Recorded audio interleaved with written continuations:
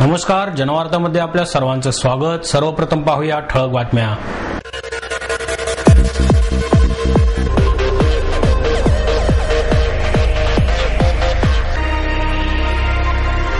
आपल्या कामात झोकून देणाऱ्या शास्त्रज्ञांची गरज आहे, डॉक्टर CN राव यांचं मत। बाळवृंद फाउंडेशनच्या वतीने महापालिका निवडणुकीसाठी इच्छुक महिला उमेदवारांसाठी प्रशिक्षण कार्यशाळेचे आयोजन। आणि विश्वमाता फाउंडेशनच्या वतीने देण्यात येणाऱ्या राष्ट्रीय विश्वरत्न पुरस्काराचे वितरण फादर फ्रान्सिस डिब्रिटो आणि डॉक्टर KH संचेती यांच्या हस्ते संपन्न।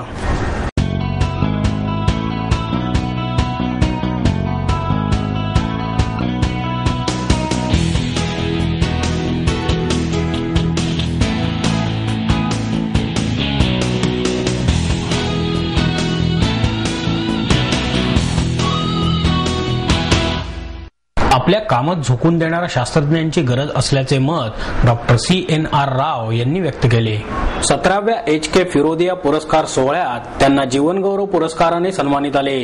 यावेळी एरोनॉटिकल क्षेत्रात आणि गणितज्ञ अनुक्रमे प्राध्यापक रोद्दम नरसिंहा आणि मनिंद्र अग्रवाल यांचाही HK फिरोदिया पुरस्कार देऊन सत्कार करण्यात आला। डॉक्टर राव म्हणाले, आज विज्ञानात इतर देशही प्रगती करत आहेत, त्यामुळे भारतापुढे मोठी आव्हाने आहेत। अशावेळी भारतापुढे त्यांच्याहून अधिक चांगले करणे किंवा वेगळे काहीतरी करणे असे दोनच पर्याय आहेत। याशिवाय तिसरा पर्याय नाही, कारण कुठल्याही परिस्थितीत यश तर आपल्याला मिळवायचेच आहे। यासाठी झोकून देऊन काम करणारे तरुण हवे आहेत। मुख्य म्हणजे देशाचा अभिमान हवा, त्याच्यासाठी काही करायची इच्छा हवी। आपला देश आपल्याला ज्या सुविधा देतो त्याबद्दल आपण कृतज्ञ असायला हवे। पंडित नेहरूंनी विज्ञानाचे महत्त्व ओळखले होते, त्यांच्या दूरदृष्टीमुळेच भारत इतका प्रगती करू शकला असे सांगून ते म्हणाले, पण आता परिस्थिती बदलत आहे। भ्रष्टाचारासारख्या अनेक गोष्टींनी आपला देश पोखरला असला तरीही मी भविष्यकाळाबद्दल खूप आशावादी आहे। ज्येष्ठ शास्त्रज्ञ डॉक्टर रघुनाथ माशेलकर म्हणाले, भारत महाशक्ती झाला आणि तरीही काही जण गरीबच राहिले तर त्याचा काय उपयोग? देशातला काही लोकांनीच यश मिळून कसे चालेल याचा विचार व्हायला हवा। आज नॅनो मोटरी मागे जो विचार आहे तोच विचार लोणा तयार करताना HK फिरोदिया यांनी केला होता असेही ते म्हणाले। प्राध्यापक मनिंद्र अग्रवाल यांनी सत्काराला उत्तर देताना सांगितले की इतक्या नामवंतांनी आपल्या कामाची दखल घेतल्याचा आनंद वाटतो। आपल्या रोजच्या आयुष्यात आज अनेक चांगले बदल झाले आहेत, त्याचे श्रेय गणिताला जाते। प्रास्ताविक अरुण फिरोदिया यांनी केले। यावेळी पुरस्कार समितीचे प्राध्यापक गोविंद स्वरूप, डॉक्टर विजय भटकर तसेच जयश्री फिरोदिया उपस्थित होते। बाळवृंद फाउंडेशनच्या वतीने महापालिका निवडणुकीसाठी इच्छुक महिला उमेदवारांसाठी प्रशिक्षण कार्यशाळेचे आयोजन करण्यात आले आहे। याबद्दल अधिक माहिती देण्यासाठी आयोजित केलेल्या पत्रकार परिषदेत फाउंडेशनचे सल्लागार प्रकाश धारप म्हणाले, बाळवृंद फाउंडेशनच्या वतीने आम्ही निरनिराळी सामाजिक कामे करीत असतो। मोफत वाचनालय, मोफत नेत्र चिकित्सा, मोतीबिंदू शस्त्रक्रिया, दंत चिकित्सा, वारकरी बंधूंना फळ वाटप तसेच महिला साक्षरता वर्ग, आरोग्य शिबिर, मोफत वाचनालये अशी कामे करतो। अशाच प्रकारच्या सामाजिक कामातून इच्छुक महिला उमेदवाराच्या सबलीकरणासाठी एक कार्यशाळा आयोजित करत आहोत। इच्छुक महिला उमेदवार प्रशिक्षण कार्यशाळा या नावाने रविवार दिनांक 4 डिसेंबर 2011 रोजी सकाळी 9 ते 5 या वेळेत महर्षी कर्वे स्त्री शिक्षण संस्थेच्या कमिन्स कॉलेजच्या वातानुकूलित मेकॅनिकल सभागृहामध्ये आयोजित करण्यात आली आहे। फाउंडेशनच्या अध्यक्षा शुभांगी परदेशी म्हणाल्या, ही कार्यशाळा पूर्णपणे अराजकीय असून कार्यक्रमाच्या उद्घाटनात जिल्हाधिकारी विकास देशमुख येणार असून पुणे मनपा आयुक्त महेश पाठक यांच्या हस्ते समारोप होईल। महर्षी कर्वे स्त्री शिक्षण संस्थेच्या अध्यक्ष डॉक्टर स्नेहलता सहस्त्रबुद्धे या समारोपाच्या अध्यक्षस्थानी राहणार आहेत। उपजिल्हाधिकारी अपूर्वा वानखेडे, डॉक्टर प्रवीण आष्टेकर, सुनील पारखी, ॲडव्होकेट मंजुषा इदाते हे सर्व प्रशासकीय अधिकारी आचारसंहितेपासून ते महानगरपालिकेचे सर्व कामकाज आणि कमिट्यांची माहिती या विषयावर मार्गदर्शन करणार आहेत। या कार्यक्रमासाठी प्रथम येणाऱ्यास प्राधान्य या तत्वावर दिवसभराच्या कार्यशाळेसाठी नाममात्र 125 रुपये नोंदणी शुल्क ठेवले असून येणाऱ्या प्रत्येक महिलेस सर्व मार्गदर्शकांचे टिप्पण फाईलमध्ये देणार असल्याचेही त्यांनी यावेळी सांगितले। सगळ्या वर्तमानपत्रात हा विषय फार मोठ्या प्रमाणात गाजतोय की 50% महिलांना आरक्षण झाल्यानंतर एक तर महिला उमेदवार मिळत नाहीये। हा एक विषय। ज्या महिला उमेदवार मिळत आहेत त्या सक्षम नाहीयेत, स्वतःचा अभ्यास किंवा असं करून त्या नगरसेविका नाहीत। केवळ 33% आरक्षण मिळाल्यानंतर सुद्धा ज्या महिला या नगरसेविका झाल्या त्यांची सुद्धा स्थिती आज अशी आहे की जर त्यांच्याकडे कोणाकडे फोन केला तर त्या म्हणतात की संध्याकाळी माझे मिस्टर तुम्हाला अमुक अमुक ऑफिसमध्ये भेटतील आणि तिथे तुम्हाला ती सगळी माहिती सांगतील. किंबहुना महानगरपालिकेचे जे कामकाज आहे या कामकाजाची सुद्धा सर्व माहिती त्यांना नाही. त्या गटाचे नेते त्या पक्षाचे नेते जे आहेत ते ठरवतील त्याप्रमाणे कमिट्यांचे मेंबरशिप त्यांना हे होते. त्यांना सांगितलं तुम्ही इथं उभं राहायचं ते इथं उभं राहायचं तुम्हाला नेमकं काय काम आहे या संदर्भात तिथं काही फार हे नसतं. म्हणजे काय आज अशी स्थिती झाली की पक्षाचे लोक जे आहेत ते वरचे काही 10-12 लोक काही सगळे ठरवतात आणि मग ते त्या महिलांना सांगतात आणि त्या महिला त्या येतात. सक्षम कार्यक्षम अशा काही महिला आहेत पण त्या ज्या महिला आहेत त्या स्वतःचा अभ्यास करून तिथे ज्या हे करतात त्या स्वतः सक्षम अशा आहेत.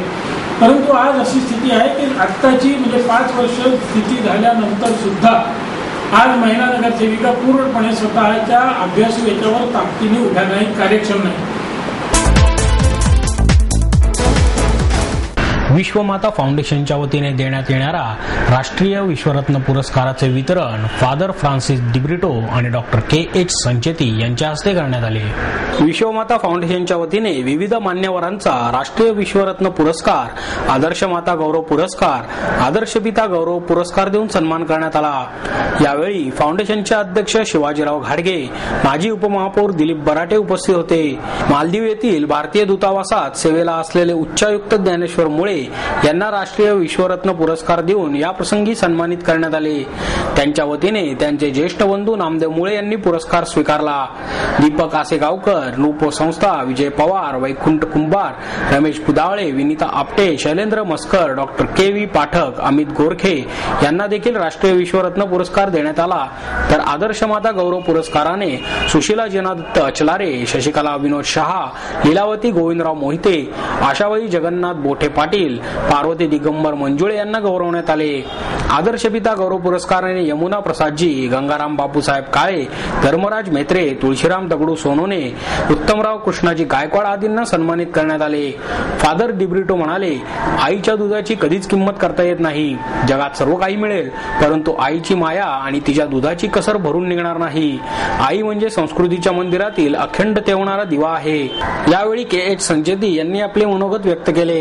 विनेता आपटे यांनी सूत्रसंचालन केले. मनोरथ केले पूर्ण. सुसंस्काराचा, तुमच्या सुसंस्काराचा, विनयी विनम्र स्वभावाचा सुगंध दरवळला सर्वत्र. म्हणून आज ही माता झाली आदर्श माता पुरस्काराने सन्मानित. आदर्श माता पुरस्कार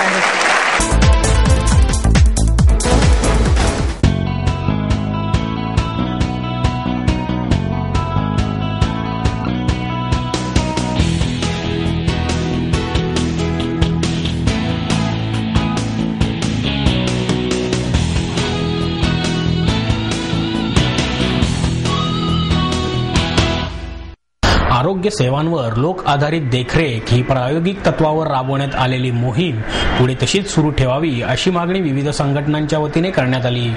पुणे जिल्ह्यातील सहभागी 6 तालुक्यांमध्ये आरोग्य सेवांवर लोकाधारित देखरेख ही प्रक्रिया पुरंदर, वेल्हा, खेड, दौंड, जुन्नर आणि भोर या तालुक्यातील प्रत्येकी 3 केंद्रांअंतर्गत 5 गावांमधून राबवण्यात आली.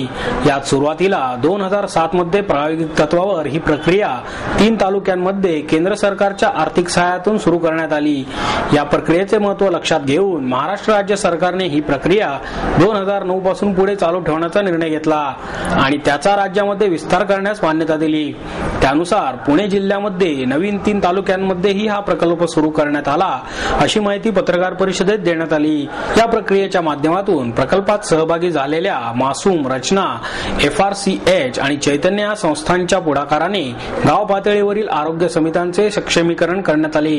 त्याचबरोबर आरोग्य सेवांच्या हक्कांबाबत जनजागृती करून वेळोवेळी लोकांना मिळणाऱ्या आरोग्य सेवांसंबंधी माहिती संकलित करण्यात आली. यातून निदर्शनास आलेल्या त्रुटींवर ग्रामस्थ, सरपंच, पंचायत, जिल्हा परिषद समिती सदस्य, पत्रकार, सामाजिक कार्यकर्ते आणि आरोग्य सेवा पुरवणारे कर्मचारी यांच्यामध्ये संवाद साधला गेला. या सर्वांच्या सक्रिय सहभागाने यातील अनेक मुद्दे सोडवण्यात आले. या सर्वांचा एकंदरीत परिणाम होऊन याचे अनेक सकारात्मक बदल घडले असेही यावेळी सांगण्यात आले. इन्शुरन्स पॉलिसीचा क्लेम मिळवणे फार जिकरीचे असल्यामुळे आता इन्शुरन्स क्लेम हेल्पलाईन सुरू करण्यात आली आहे. इन्शुरन्स पॉलिसीचा क्लेम मिळवणे हे फार जिकरीचे असते असा सर्वसामान्य अनुभव आहे. इन्शुरन्स पॉलिसी विकताना अत्यंत गोड बोलणारे एजंट किंवा अधिकारी त्याच पॉलिसीवर क्लेम आल्यावर अनेकदा हात झटकताना दिसतात. याचे मुख्य कारण म्हणजे क्लेम प्रोसिजर्स बद्दलच्या माहितीचा अभाव. एखादी व्यक्ती किंवा एखादी कंपनी कोणतीही दुर्घटना, अपघात किंवा नैसर्गिक आपत्ती आल्यावर त्याचा जोरदार मानसिक धक्का बसतो. तो बावरलेल्या अवस्थेत असतो. अशा वेळी इन्शुरन्ससाठी क्लेम करताना योग्य ती काळजी घेतली नाही, अनेकदा त्याची दिरंगाई होते किंवा मुदत संपून जाते. इन्शुरन्स कंपन्या क्लेमची रक्कम अदा करताना अनेकदा टाळाटाळ करतात. कागदपत्रांची जंत्री मागवली जाते तरीही क्लेम मिळवण्यासाठी हेलपाटे मागावे लागतात. त्यामुळे अनेकदा पॉलिसी होल्डर्स त्रासून जातो आणि कशाला इन्शुरन्स पॉलिसी घेतली असे होते. ही समस्या दूर करण्यासाठी इन्शुरन्स अकॅडमीने इन्शुरन्स क्लेम मॅनेजमेंट सर्व्हिसेस ही एक स्वतंत्र हेल्पलाईन सुरू केली आहे.